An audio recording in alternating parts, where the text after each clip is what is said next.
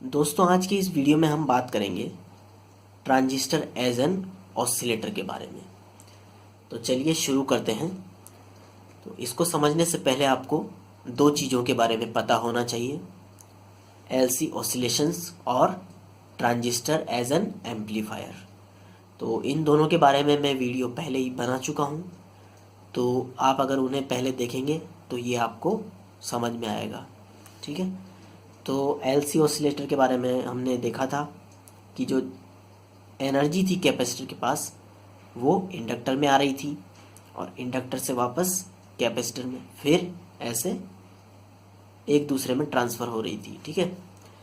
लेकिन practical case में ऐसा नहीं होता है, क्योंकि इस सर्किट में कुछ लॉस होते हैं जिनके कारण हमारी जो वेवफॉर्म आ रही थी चार्ज और करंट की, वो इस तरह से आ रही थी। यहाँ पर देखिए, हर साइकिल में ये एक साइकिल हो गया यहाँ से यहाँ तक, उसके बाद ये देखिए यहाँ पे लॉस के कारण और कम होता जा रहा है। ठीक है, वेवफॉर्म, और कम होते होते ऐसे एनर्जी आपकी पूरी की पूरी लॉस में चली जाएगी और वेवफॉर्म ऐसा आने लग जाएगा, जीरो। ठीक है। तो वो लॉस किस लिए हो रहे थे सर्किट में? वो दो चीज़ों से हो रहे थे। वो पहला, इंडक्टर रेजिस्टेंस इन इंडक्टर, यानी कि इंडक्टर के अंदर रेजिस्टेंस होता है, प्योर इंडक्टर नहीं होता है। रियल लाइफ में, प्रैक्टिकल केस में आपको प्योर इंडक्टर नहीं मिलेगा, उसमें कुछ ना कुछ रेजिस्टेंस होगा। ठीक है। तो उसके कारण यहाँ पर I²R लॉस होगा इंडक्टर में और एनर्जी आपकी हर साइकिल में कम होती जाएगी। ठीक है। और दूसरा था इलेक्ट्रोमैग्नेटिक वेव जनरेट करना, यानी कि इस सर्किट के अंदर से इलेक्ट्रोमैग्नेटिक वेव जनरेट होती हैं। तो इलेक्ट्रोमैग्नेटिक वेव जनरेट होने से क्या होता है, वो एनर्जी को बाहर ले जाती हैं और एनर्जी इसकी कम होती जाती है। ठीक है। इलेक्ट्रोमैग्नेटिक वेव जनरेट क्यों होती है, थोड़ा समझ लीजिए। मान लीजिए एक चार्ज है, वो अगर कांस्टेंट में, यानी कि स्टैटिक रखा हुआ है, एक जगह पर रखा हुआ है, तो वो सिर्फ इलेक्ट्रिक फील्ड को जनरेट करता है। ठीक है। और अगर वो चार्ज कांस्टेंट वेलोसिटी से मूव कर रहा है तो वो इलेक्ट्रिक फील्ड और मैग्नेटिक फील्ड दोनों को जनरेट करता है। ठीक है। और अगर चार्ज एसेलरेट कर रहा है, त्वरित हो रहा है, ठीक है, तो वो इलेक्ट्रोमैग्नेटिक वेव को जनरेट करता है। ठीक है।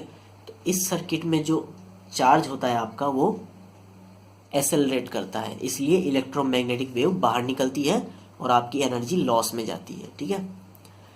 तो जो वेवफॉर्म इस तरह से आ रहे थे लॉस के कारण, वो हमको नहीं चाहिए, हमको चाहिए इस तरह के वेवफॉर्म। ठीक है। तो इस तरह के वेवफॉर्म को बोलते हैं डैम्प्ड ऑसिलेशंस और इस तरह के वेवफॉर्म को बोलते हैं अनडैम्प्ड ऑसिलेशंस। ठीक है। हमको अनडैम्प्ड ऑसिलेशंस से मतलब होता है, क्योंकि ये जो ऑसिलेशंस होते हैं ना, वही, हाँ, इस तरह के वेवफॉर्म जो होते हैं वो प्रैक्टिकल लाइफ में हमारे काम आते हैं, जैसे एफएम और मोबाइल कम्युनिकेशन, इनमें ये काम में आते हैं। ठीक है। इसका कोई काम नहीं होता है। तो ये लॉस के कारण ऐसा हो रहा था। ठीक है।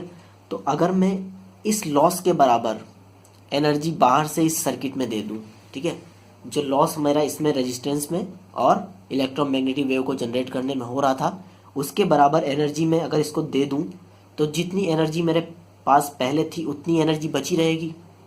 ठीक है, क्योंकि लॉस के बराबर तो मैं दे रहा हूँ ना एनर्जी। तो मेरी वेवफॉर्म इस तरह की आ जाएंगी। ठीक है। तो वो जो एनर्जी दी जाती है लॉस के बराबर, वो ट्रांजिस्टर की मदद से दी जाती है। ठीक है। तो उसको बोलते हैं ट्रांजिस्टर एज एन ऑसिलेटर। तो यहाँ पर एक फीडबैक का कॉन्सेप्ट है। ठीक है। फीडबैक का क्या मतलब होता है, एक इनपुट साइड है और एक आउटपुट साइड है। ठीक है। बीच में ट्रांजिस्टर एम्पलीफायर है। तो हमने क्या किया, इन जो आउटपुट है वहाँ से दो टर्मिनल निकाले और इनपुट में दे दिया। ठीक है। तो फीडबैक यानी कि आउटपुट को वापस इनपुट में ला दिया, फीडबैक वापस देना।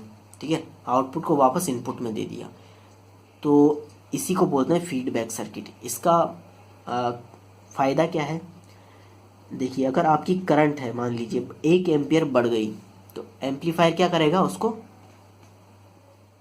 बढ़ा देगा, यानी कि मान लीजिए डबल कर दिया, 2 एम्पियर बढ़ा दिया उसको। ठीक है, आउटपुट में।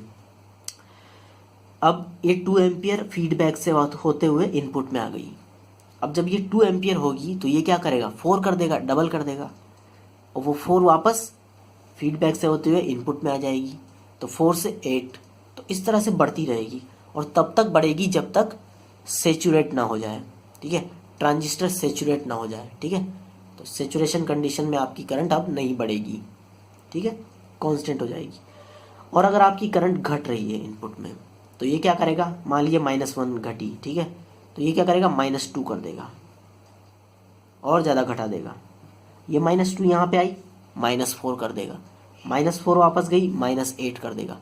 यानी कि घट रही है तो घटा रहा है, बढ़ रही है तो बढ़ा रहा है। ठीक है, तो तब तक घटेगी ये माइनस में जब तक कट ऑफ में ना पहुंच जाए। कट ऑफ यानी कि जीरो, करंट जीरो ना हो जाए। ठीक है, तो ये हो गया फीडबैक का कॉन्सेप्ट।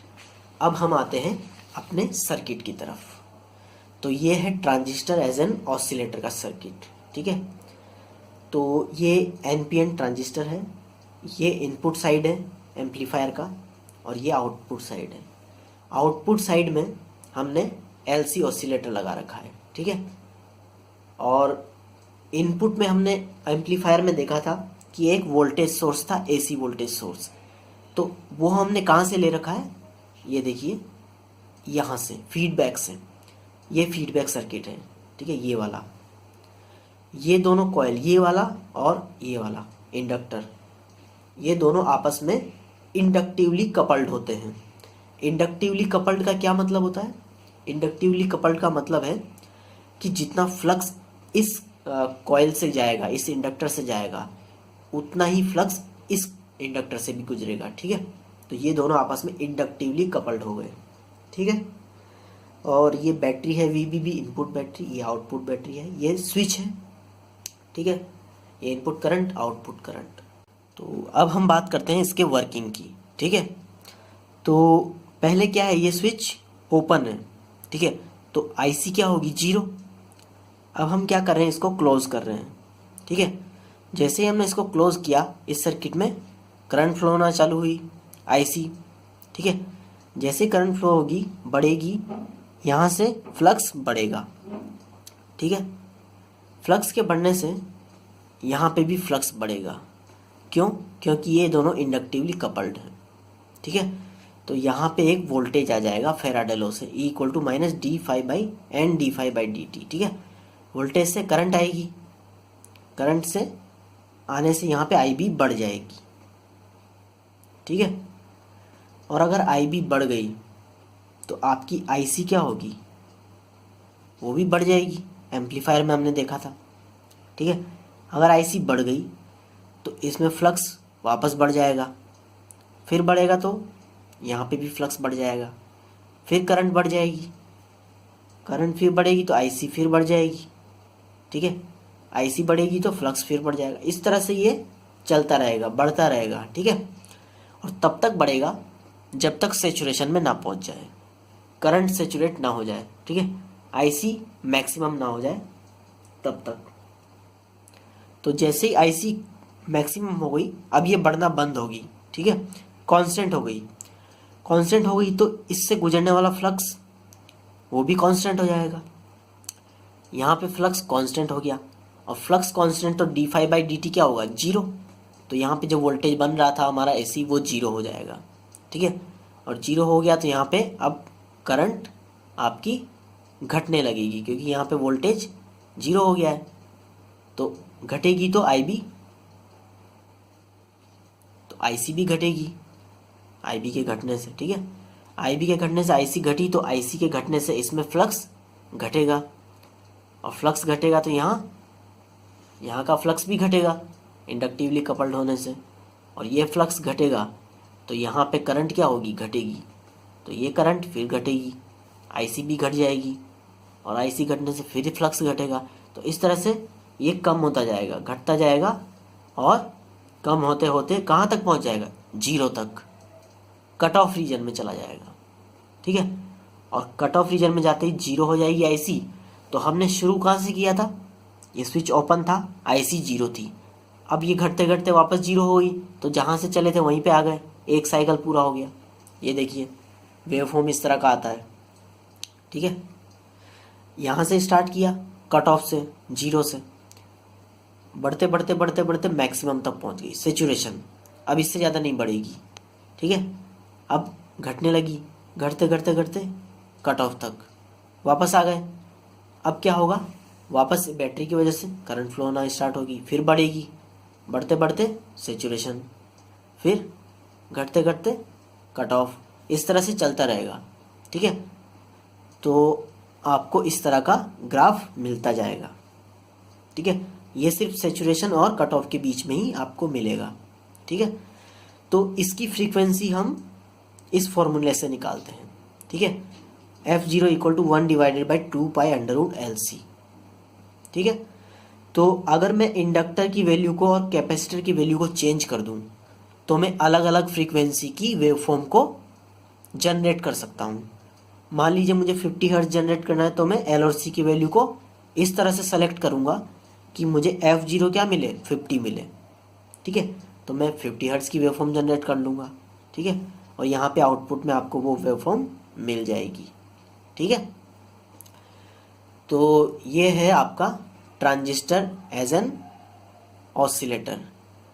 तो इस वीडियो में फ़िलहाल इतना ही। Thanks for watching this video.